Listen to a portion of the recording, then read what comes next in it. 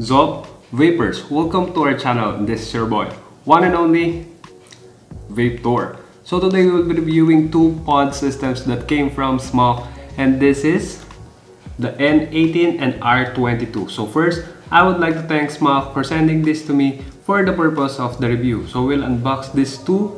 After that, we will vape on it and I will give my thoughts on this device. So ano pang hinihintay natin? Let's go!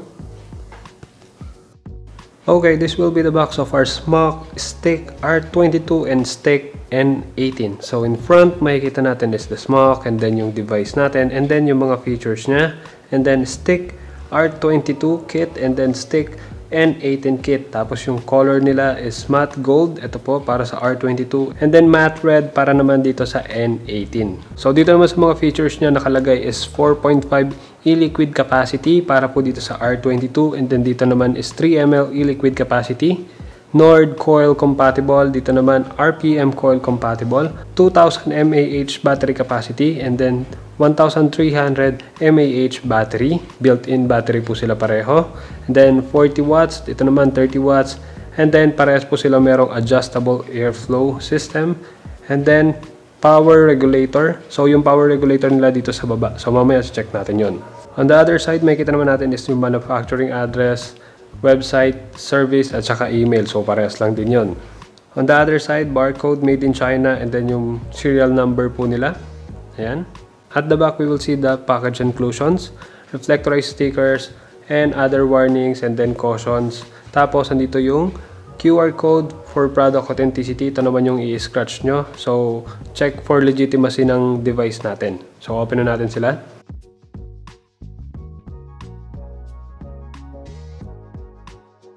Okay, inside the package, we will be having the user manual. So, parehas po sila. Meron po silang user manual, caution card, and then warranty card. Type-C charging cable, O-rings and gaskets, 2 RPM coils. So, itong nasa kaliwa ko is the DC coil or round coil. And then, ito naman yung nasa kanan ko is mesh coil. So, parehas na natin sila na-review on my past Smok review ng mga device natin na gumagamit ng RPM. Another coils, the Nord coils, para po ito sa Stick N18. So, Nord coil na 1.4 ohm and then mesh na 0.6. And lastly, our Stick N18 and Stick R22. Okay, let's have a quick specification para po sa ating Stick R22 kit. So, ang size is 22 yung diameter niya. And then yung height is 135mm. Ang weight is 86.3 grams. Output wattage is 10 watts to 40 watts. Battery capacity is 2000 mAh.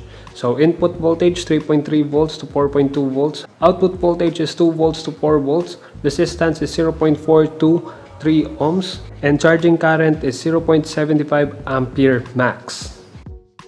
Okay, specification naman po tayo sa ating Stick N18. So, the size is 18mm by 145mm. So, yun po yung height niya. Weight is 83 grams. Output wattage is 9 watts to 30 watts. Battery capacity is 1300 mAh. Input voltage 3.3 volts to 4.2 volts. Output voltage is 2 volts to 4 volts. Resistance is 0.5 ohm to 3 ohms. And charging current is 0.75 ampere. So, yun po yung max niya. Okay, let's have a closer look naman dito sa ating device. So, unahin natin yung Stick R22. So, nasa taas, makikita natin is yung drip tip natin. So, this is a 510 drip tip. Ayan, so may neck siya. So, ang gagamitin natin na drip tip is yung sasakto lang dito sa neck niya para hindi siya mag-overhang. After the 510 drip tip, ito naman yung top fill port po natin. So, dito tayo maglalagay ng e-juice natin. So, bubuksan mo lang yan and then maglalagay na tayo dyan. So, it holds 4 ml e-liquid capacity. So, meron po siyang glass window. So, pwede natin makita yung juice level natin once na naglalagay tayo or ginagamit natin siya. So, kung tatagalin naman natin siya, unthread lang natin para makapaglagay tayo ng OCC. So, dito tayo maglalagay ng OCC. At ang pwede natin gamitin ng OCC sa kanya is yung mga RPM coil katulad nito. So, ito ay DC coil, RPM DC coil. So, round coil po siya. Lalagay natin. So, ganyan lang. Nice and easy kasi wala naman po siyang sinusunod na guide. So, ganyan lang siya. And then, dito naman sa taas, makikita natin is yung contacts niya. Tapos, dito na po lumalapag yung OCC natin. Next is yung airflow control system natin. Yan. So, kung gusto mo na mahigpit, i-close mo lang sila. So, dalawa yan. Isa, dalawa. So, kung gusto mo naman ng maluwag, open mo lang silang lahat for direct lang. And then next natin is yung power button. So, meron po yung LED light indicator. So, once na binubuksan natin siya, iilaw po siya. So, mamaya check natin kung paano siya gumagana. And then yung kulay niya, kung mapapansin nyo, matte gold po siya. Tapos, ang ganda ng style or detailing dito. Ayan. And then sa ilalim naman makikita natin yung wattage regulator natin or wattage adjustment. So, ang gagawin lang natin dito is ikutin lang natin clockwise para mag-change siya ng wattage. So, hanggang 40 watts siya. Ayan. Sa ilalim naman may battery vent holes, tapos CE markings, proper disposal, 2000 mAh battery. Tapos sa likod, makikita natin is yung Type-C charging port niya. So dito ka maglalagay ng charging cable para mag-charge siya. Okay, dito naman tayo sa stick N18. So halos parehas lang din naman siya at ang pinagkaiba lang po nilang dalawa is yung diameter. Ito po is 18 mm nung diameter niya, and then dito naman sa ating R22 is 22 mm po. So halos parehas lang po siya, 510. And then top fill port.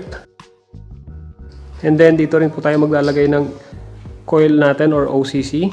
So ang gagamitin natin sa kanya is yung Nord coil.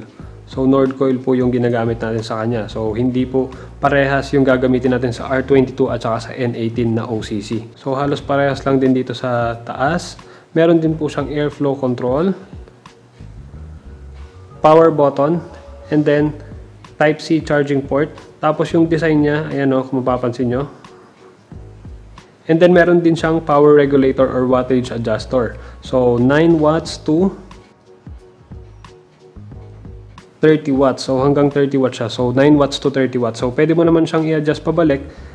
Counterclockwise naman siya. Ayan. So halos parehas lang naman po sila. At ang mga pinagkaiba lang nila is yung coil, tapos yung size, yung capacity. Ito 4 ml, ito naman 3 ml. And then yung battery po nila is dito sa R22 is 2000 mAh, and then dito naman sa ating N18 is 1300 mAh. So turning on and turning on this device pala, gagawin lang natin is 5 clicks dito sa ating device. So magbi-blink sila. So ibig sabihin po noon naka-turn on na po siya. Ayan. So mag-flash po siya ng ilang beses pag hindi niya po na-detect yung OCC natin or yung pad tank natin na naka-attach dito sa ating device or battery unit. To know the battery percentage, press lang po natin ng 2 clicks yung fire button niya. Ayan. So green po siya. Ibig sabihin po nyon greater than 70%. So pwede nating sabihin 70 to 100% po yung battery percentage niya ngayon. So pag bumaba naman po siya from 70 to 30, ang color po ng LED light indicator natin is color orange. After nun, less than 30 is red na po siya. So that's the time na pwede na natin siyang i-charge. So ganun din po pag tina-charge na po siya, makikita nyo yung mga color na yun, red, orange, and then green. So once na full charge na po siya, magto-turn off na po yung LED light indicator niya, indicating na full charge na po siya. And that's it for the up close ng ating sticks N18 and R22. So magka-cloud check na tayo, and I will give my thoughts on these two devices. Okay, I have here the stick N18 and R22. So first, magka-cloud check tayo at ang una natin gagamitin is the N18. So Nord coil series po yung gagamitin na coil natin sa kanya. And ang gamit ko na coil dito is the 1.4 ohm coil. So airflows wide open, 9 watts, let's go.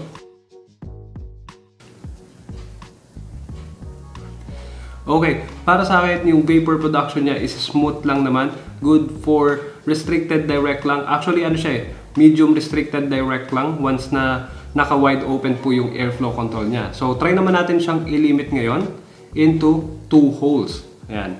So, same setting. Let's go. Okay, nag-restrict siya para sa akin at loose MTL po siya. So, try naman natin ngayon i-set ng 1 hole only. Ayan. Let's go.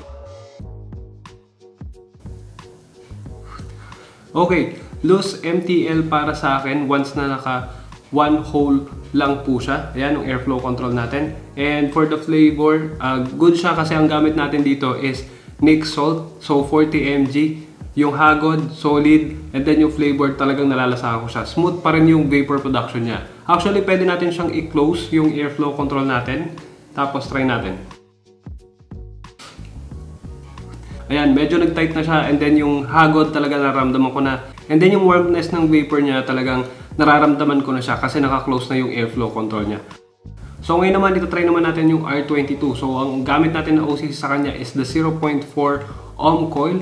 So mesh coil po siya, RPM. Ang airflow control natin is wide open. And then ang wattage na gagamitin natin is 25 watts. Let's go!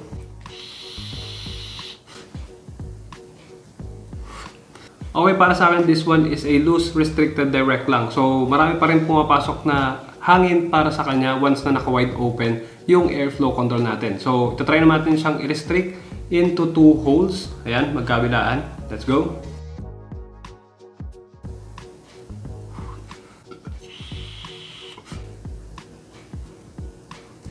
Okay, para sa akin, this one is a medium restricted direct lang naman once na naka 2 holes lang po yung airflow control natin. So para sa akin, ito na po yung settings na gagamitin ko sa kanya. Pagdating sa flavor, solid na solid siya. And then yung vapor production niya, saktong-sakto lang para sa isang restricted direct lang na vaping. So ngayon naman, let's move forward to our pros and cons. Okay, for the cons, I have one subjective cons para dito sa ating N18 and R22 stick, which is the filling holes here. It is difficult to put e-liquids here because it is a narrowed hole. Once na naglalagay ako dito sa R22, medyo mahirap siya. Yung mga 60 ml bottles natin, nahihirapan ako. Even dito sa N18, once nagamit natin yung Nic Salt na bottle, medyo nahihirapan talaga ako. So, that's a subjective cons and my opinion. So, let's move forward naman sa pros natin. Okay, for the pros, they are both luxurious design. This one is the matte gold and then this one is the matte red. So, solid na solid siya para sa akin, yung design niya. And then, 510 drip tip, top fill port, juice level. So, meron po siyang juice window. Pwede nating silipin kung mauubos na ba yung juice natin or hindi pa. Same, meron din po silang adjustable airflow control system. Adjustable wattage. So, dito sa ating R22, meron po siyang 10 to 40 watts and then clockwise para po mag-increase ng wattage and then counterclockwise para naman po mag-decrease ng wattage. So same here with N18, 9 watts to 30 watts. Dito naman is 10 to 40 watts. Lastly, these two devices have Type-C charging port for fast charging. And ang battery capacity po ng R22 is 2000 mAh. Dito naman sa ating N18 is 1300. So magagamit mo siya ng matagal-tagal lalo na once na gumagamit kayo ng MTL coils. So price para dito sa mga device natin, hindi ko pa po sure kung magkano po si R22 at saka si N18. And wala pa po sila dito sa Pilipinas pero hopefully meron pong mag-carry like Dencat or Vape Park Vapor Station. So I think that's a wrap. Thank you so much for watching. Please do not forget to like, comment, subscribe, click the notification bell for more video reviews. And I'll see you on my next video. So this is your boy, one and only Vape Tour.